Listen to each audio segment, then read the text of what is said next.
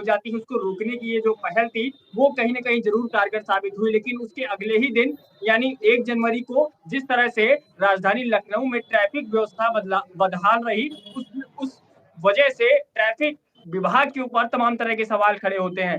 क्षितिज, मैं आपसे जानना चाहूँगा कि राजधानी लखनऊ में किन-किन चौराहों पर ज़्यादा जाम की समस्या देखने को मिली? वहीं साथ ही साथ ये भी बताइए कि किन राजधानी लखनऊ के जो प्रमुख प्रसिद्ध जो इमारतें हैं, वहाँ पर गैदरिंग ज़्यादा रही?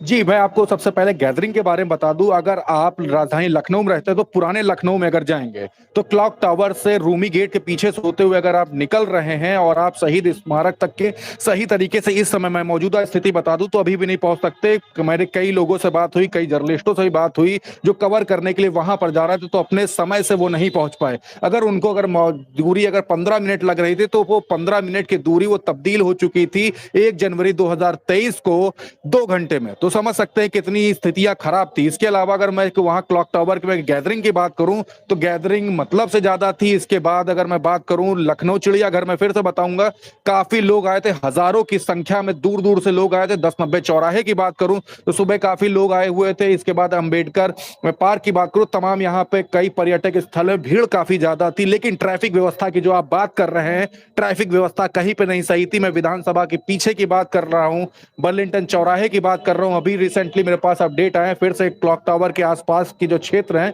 वहां बिल्कुल चरमराई हुई। आपने बताया जो सिक्योरिटी थी, जो 150 लोगों की जो पूरी एक डेलीगेट जो तय किया गया, जो बनाया गया था, वो काफी कम दिख लगा।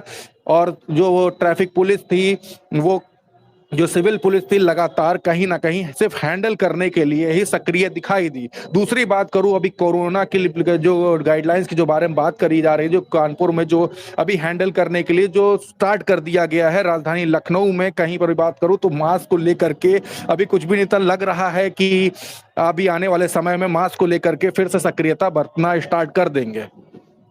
हालाँकि जिस तरह से सरकार की बात करें तो सरकार ने तमाम तरह की गाइडलाइन भी जारी करी है, चाहे मास्क को लेकर हो या फिर जी कोरोना के बचाव को लेकर बात हो। लेकिन मैं एक बात आपसे और जानना चाहूँगा, क्योंकि जो ऐतिहासिक इमामबाड़ा है, उसके पास जो रूमी गेट है, रूमी दरवाज़ा है, उसके नवीकरण का कार्य हो रहा है। ऐसे जी में जो जनता वहाँ पर रूमी गेट पर घूमने के लिए आ रही थी, तो क्या उनके अंदर कुछ निराशा थी? क्योंकि वहाँ पर जो सेल्फी है, वहाँ पर लोगों का जो जमावड़ा लगता है, वो लगातार सेल्फी क्लिक करते हैं, फ़ोटोज़ क्लिक करते हैं। ऐसे में वहाँ पर टीन शेड लगा लगा हुआ है, क्योंकि वहाँ पर नवीकरण का कार्य हो रहा है। तो क्या कुछ उनके अंदर भी उदासीनता देखने को मिल रही थी? क्योंकि जो रूमी दरवाज़ा है, उसका नवीकरण हो रहा है। तो इसके चलते क्या जनता जनता की राय रही और क्या कुछ रुझान उनका देखने को मिला रूमी दरवाजे जी को लेकर? जी जी, बिल्कुल बिल्कुल। पब्लिक से जब मेरी बात हुई, वहां जब इंटरेक्शन हुआ, तो पब्लिक हर बार, अगर मैं बात करूं न्यू ईयर की, जो काफी दूर दूर से लोग आए थे, मैं बात कर रहा हूँ राजधानी लखनऊ से के बाहर से भी लोग आए हुए थे, तो उनकी यही निराशा थी कि एक जो फोटोग्राफ जो उनकी डायरेक्ट रूमी गेट के सामने जो हो सकती थी,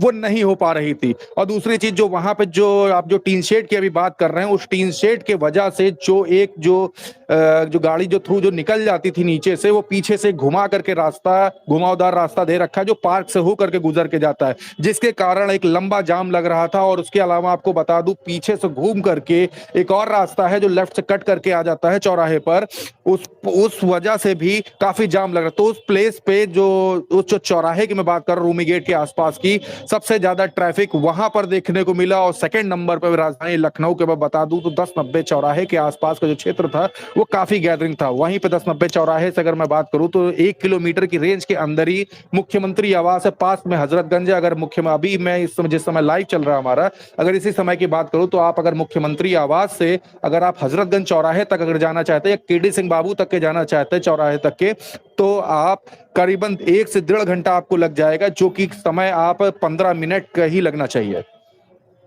बहुत-बहुत शुक्रिया क्षितिज कांत हमारे साथ जुड़ने के लिए और लखनऊ से जुड़ी हुई जो ट्रैफिक समस्या का जो हाल था वो आपने साझा किया। तो इसके लिए बहुत-बहुत धन्यवाद आपका। तो बिल्कुल ये क्षितिज कांत हैं, प्रेसमेंट टाइम्स के स्टेट करेस्पॉन्डेंट हैं, जिन्होंने राजधानी लखनऊ की ट्रैफिक व्यवस्था का हाल बताया। हालाँकि उम्मीद करते हैं कि अब जो ट्रैफिक विभाग है वो इस समस्या से जनता को निजात दिलाने के लिए बेहतर कदम उठाएगी।